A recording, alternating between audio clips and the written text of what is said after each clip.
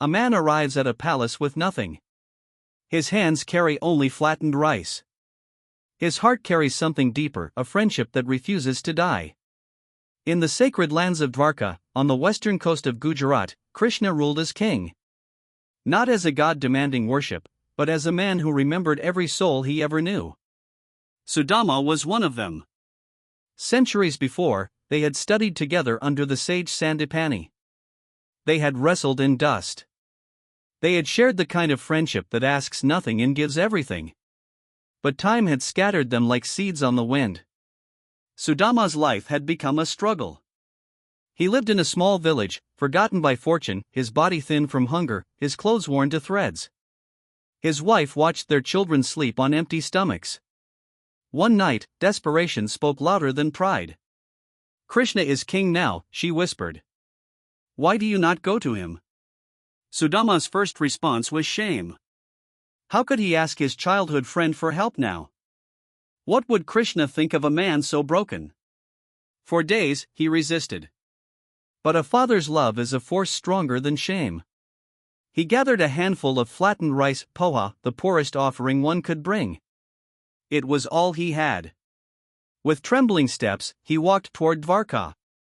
The gates of the palace stood golden and impossibly tall. Guards turned to stop him. His clothes marked him as nothing. His presence seemed like an insult to such grandeur.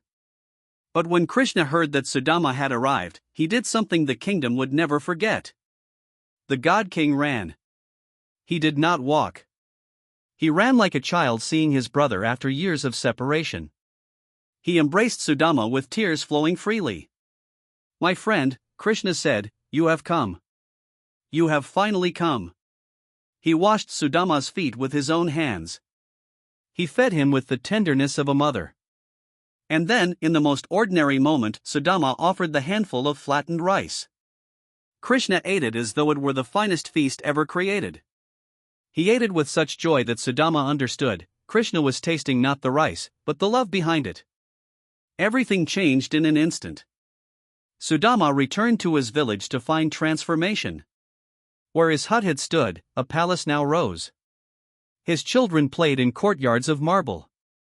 His wife wept tears of disbelief. The poorest man had become rich, not because Krishna gave him gold, but because Krishna had given him something worth more, the certainty that true friendship transcends everything. Rich or poor, king or beggar, god or human. None of it mattered. What mattered was the handful of rice offered with a heart full of trust. In our world of conditions and calculations, we have forgotten what Sudama knew. We say we will be a friend only if you are successful. Only if you can help me back. Only if you remember me when you are powerful. But Sudama walked toward Krishna with nothing to give except his presence and his memory. And Krishna, despite being everything, wanted nothing except his friend. This story asks us a question we must answer honestly: do we have friends like this? Are we friends like this? In a time when loyalty is rented and friendship is transactional, Sudama's handful of rice stands as a rebellion. A rebellion against the poverty of the human heart. If this story has touched something in you, subscribe to our channel. We have thousands of stories from Bharat, stories of courage, devotion, friendship, and transformation. Stories that remind us who we are meant to be. Subscribe now.